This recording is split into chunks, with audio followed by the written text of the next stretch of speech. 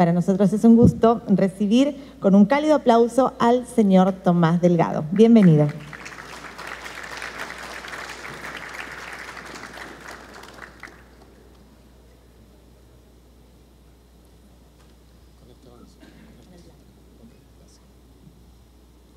Hola. Bueno, buenas tardes a todos. Muchas gracias por la invitación. Y bueno, vamos a hablar un poco sobre los desafíos para el desarrollo de infraestructura en Perú. Esta es una foto panorámica de nuestro ducto en la selva. Eso que parece un campo de golf, en realidad es nuestro ducto en la selva que por temas ambientales es un ducto que está enterrado. Esto es cómo son las redes de ductos en el mundo. Digamos, ahí ven Estados Unidos y Europa.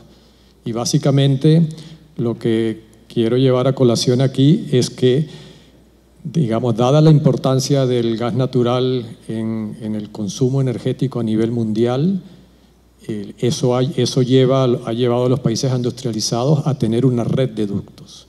El gas natural se transporta por ductos. Eso que parece obvio en el mundo, en el Perú, lamentablemente, solo es así en Lima, y el gas llega a las principales, excepto a Lima, a todo el resto del país, llega por camiones, lo cual claramente es algo que en el mundo es absolutamente inusual. Esto es lo mismo, perdón, aquí no mencioné,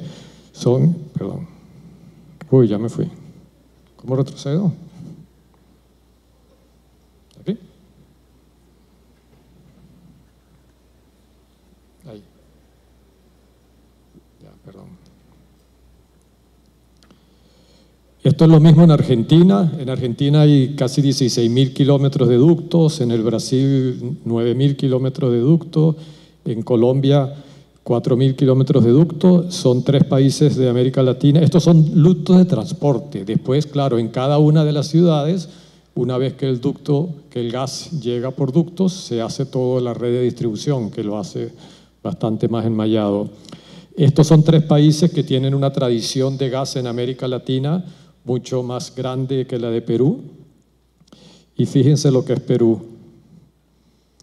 En Perú tenemos, digamos, en el año 2000 había un solo ducto de 175 kilómetros y hoy tenemos el ducto de TGP, el ducto de Camisea, que se construyó hace más de 20 años y no ha habido más ductos.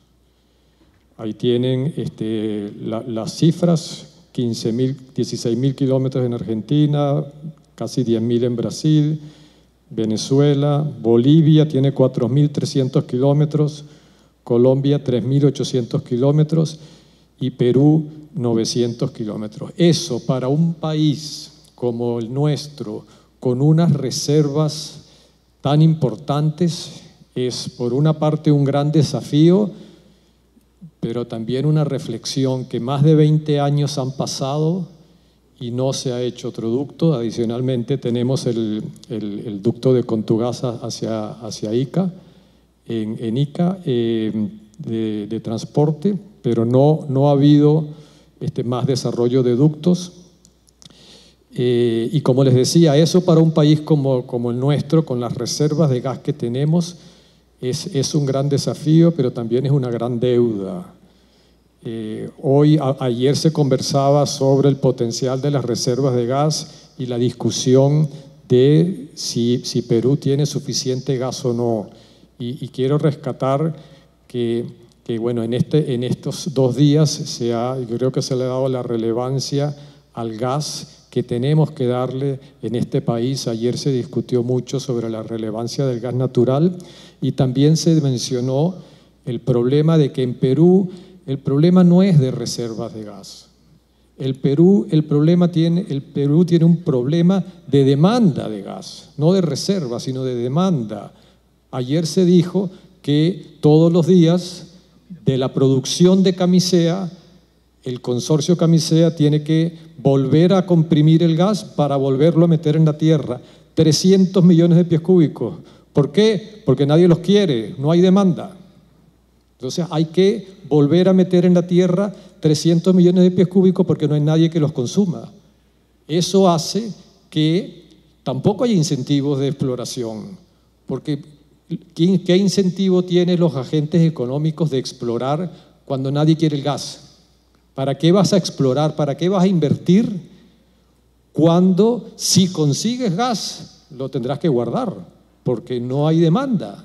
Entonces esa es una discusión que en Perú tenemos que reencauzar, porque muchas veces se hace el cálculo de reservas dividiendo las reservas actuales entre la demanda actual, y eso es un cálculo absolutamente miope. Si se ha demostrado que hay un lugar donde hay reservas de gas en Camisea, pero saben que hay que explorar.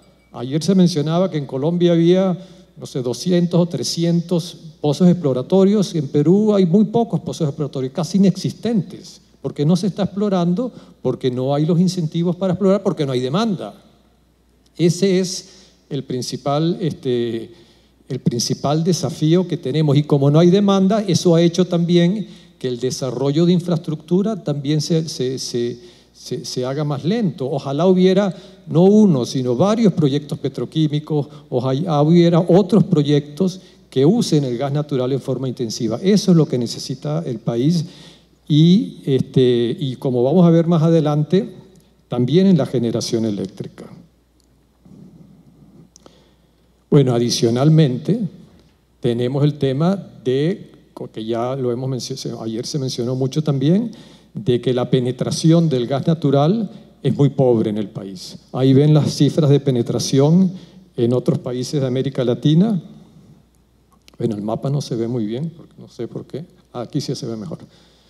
En Colombia 65% de penetración, 20% en Perú, 41%, 65% en Argentina, y si lo vemos por zonas geográficas dentro de Perú, peor aún, ¿no? Tenemos que ese 20% tiene una fuertísima concentración en Lima y en el resto del país bastante inexistente. Este es otro de los drivers importantes para promover la construcción de más infraestructura. Como yo les decía, que el gas en un país como este llegue por camiones a las principales ciudades es algo que nos tiene que llamar a la reflexión.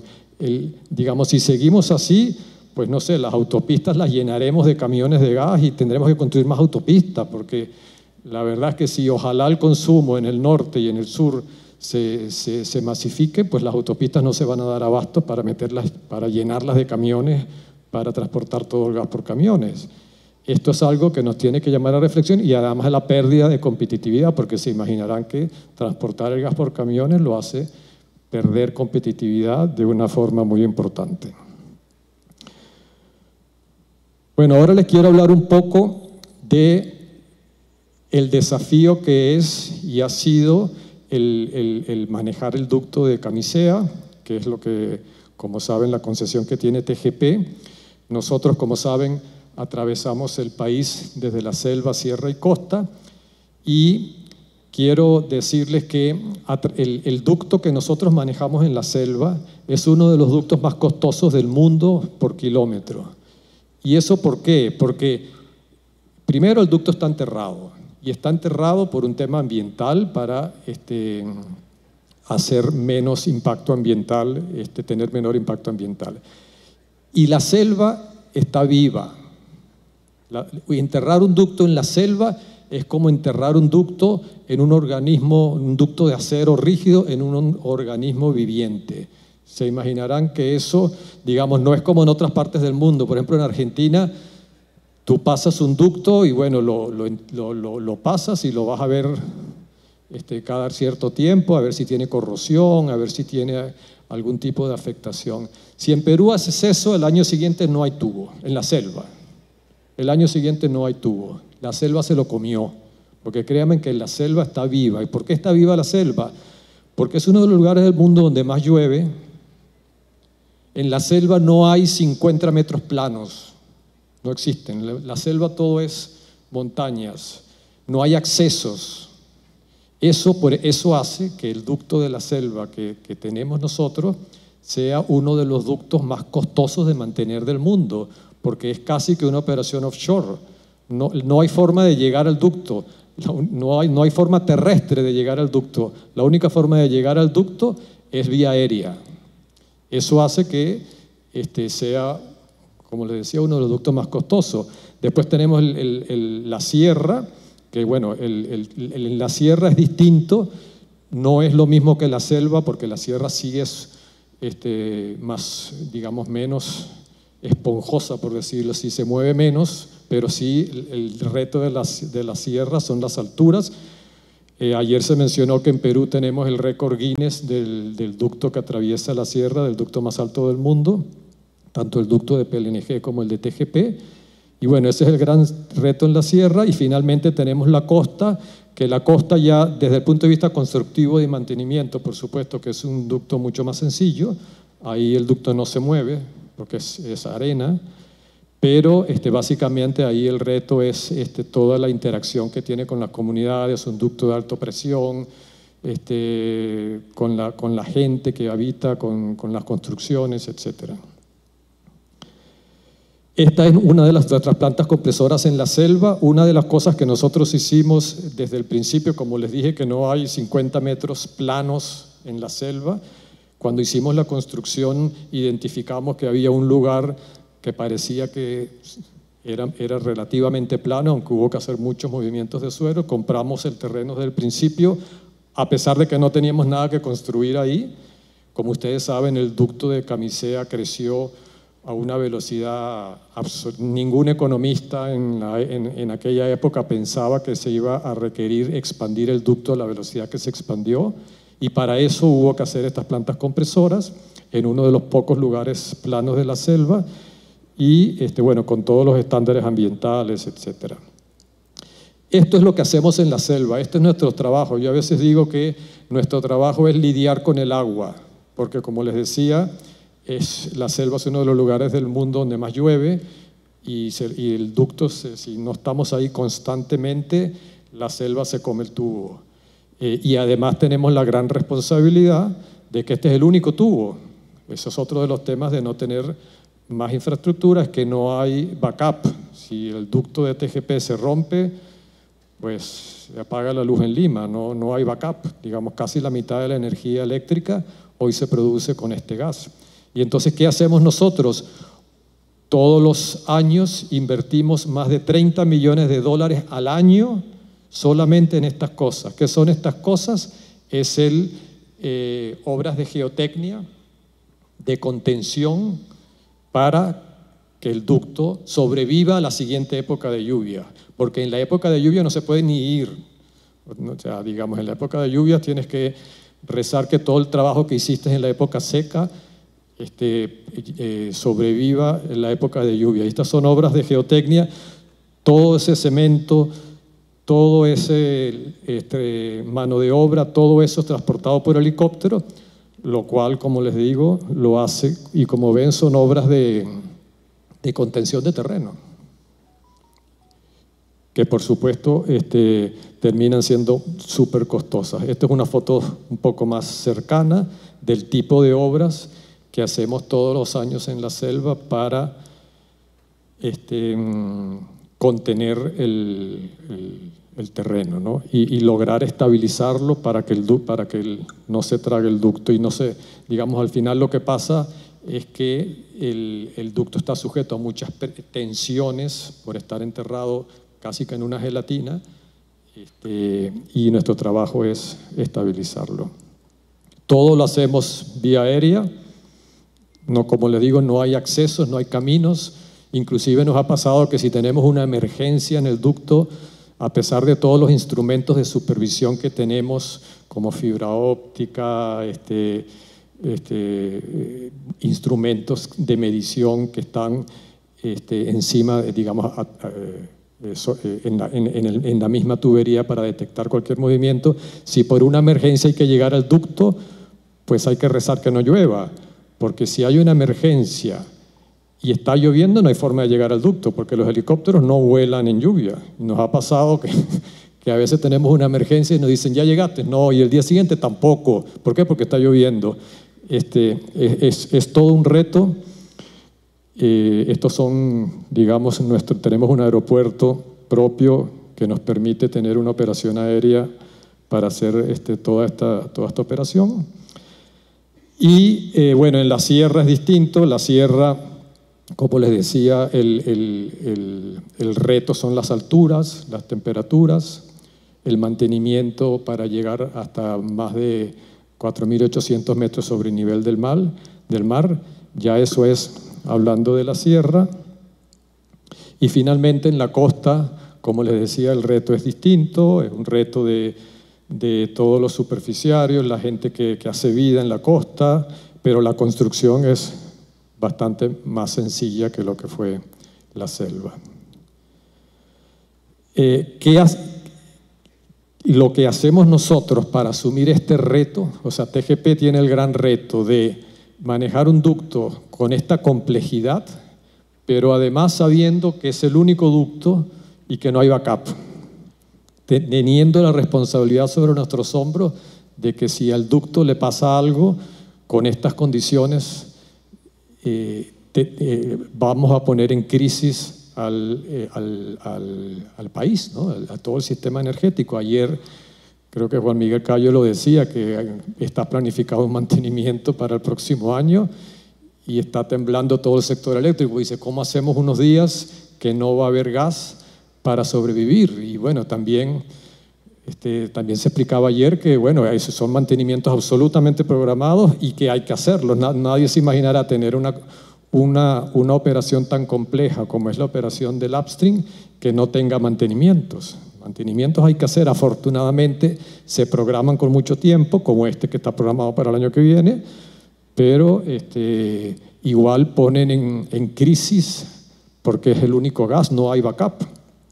Entonces lo que hacemos nosotros para asumir esta grandísima responsabilidad es tener todas las tecnologías de punta para manejar este riesgo. Tenemos los strain gauge, que como les decía son aparatos que están superpuestos a la tubería. Tenemos una fibra óptica al lado de la tubería que nos da el comportamiento en tiempo real de cualquier movimiento, cualquier cosa que puede afectar la tubería. Tenemos estos robots que pasamos regularmente dentro de la tubería para tratar de predecir si hay algún movimiento, alguna arruga, alguna bolladura.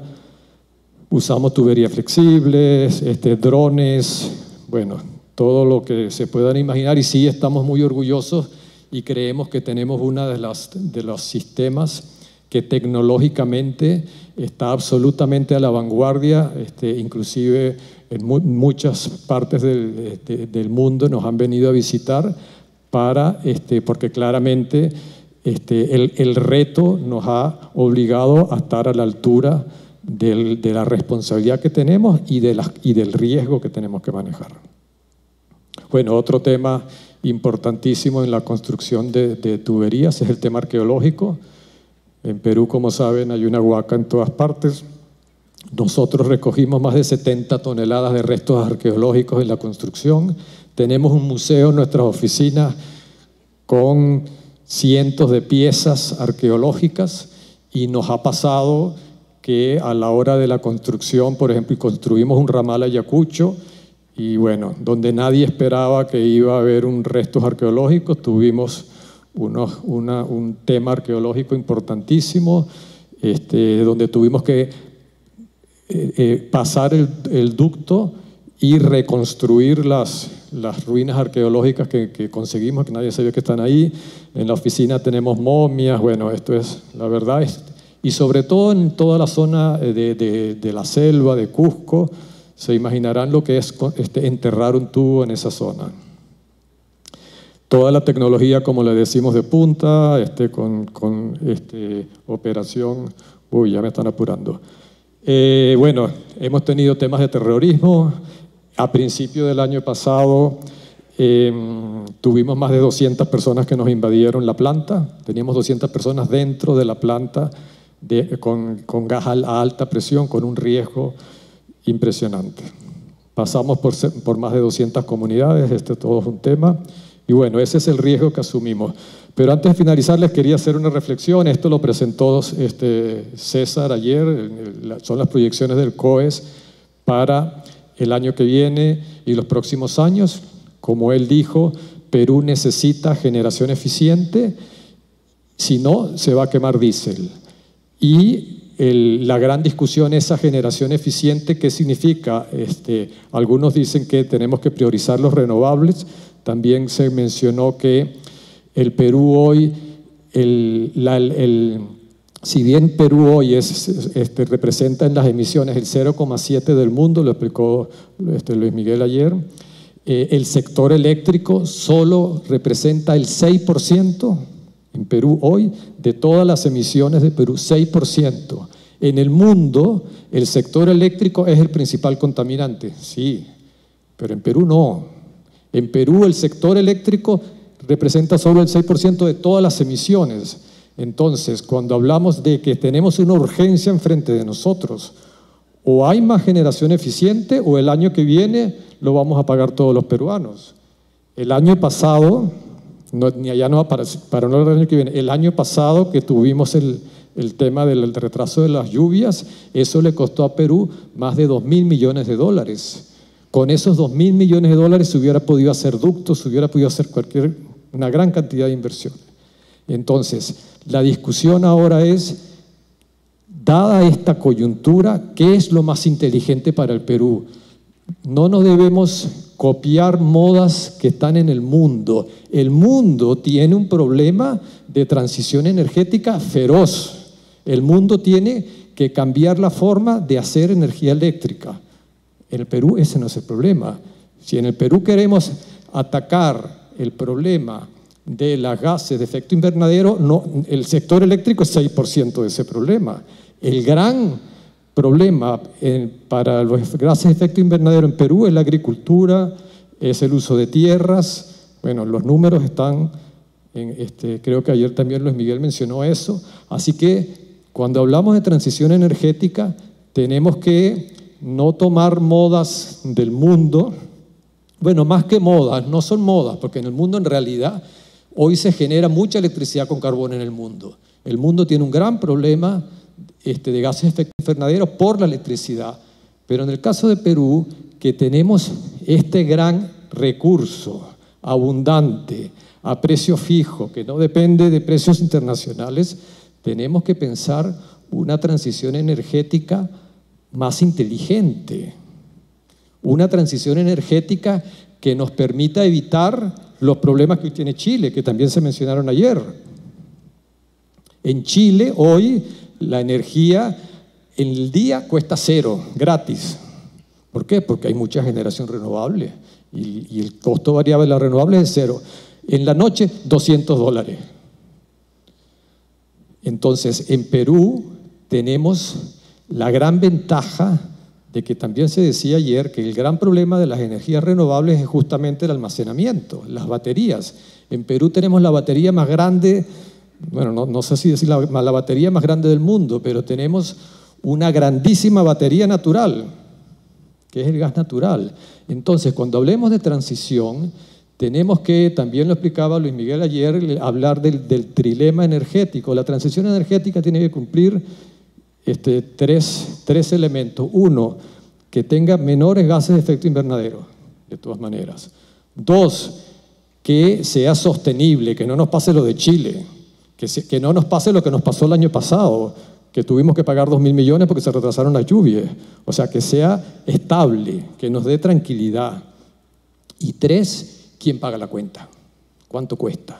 Entonces, en Perú, con esta gran ventaja competitiva que tenemos, fíjense, aquí lo dice, lo que pasó en Colombia y lo que pasó en Ecuador el año pasado, ¿no? Este año se retrasaron las lluvias y tuvieron apagones, tuvieron crisis. Perú afortunado, ¿por qué? Porque no tienen lo que tiene Perú. Y entonces, cuando hablemos de transición energética, hay que aprovechar las energías renovables, por supuesto, pero dadas las ventajas que tiene Perú, hay que ver quién paga la cuenta. Estamos dispuestos los peruanos, ustedes saben que hoy Perú, todos nosotros, todos los peruanos, hemos pagado más de 2.000 millones de dólares en subsidio para el 5% de energías renovables que tenemos hoy. Más de 2.000 millones de dólares hemos pagado todos los peruanos. ¿Para qué? Para que hoy haya 5% de energía eléctrica generada con renovable en Perú.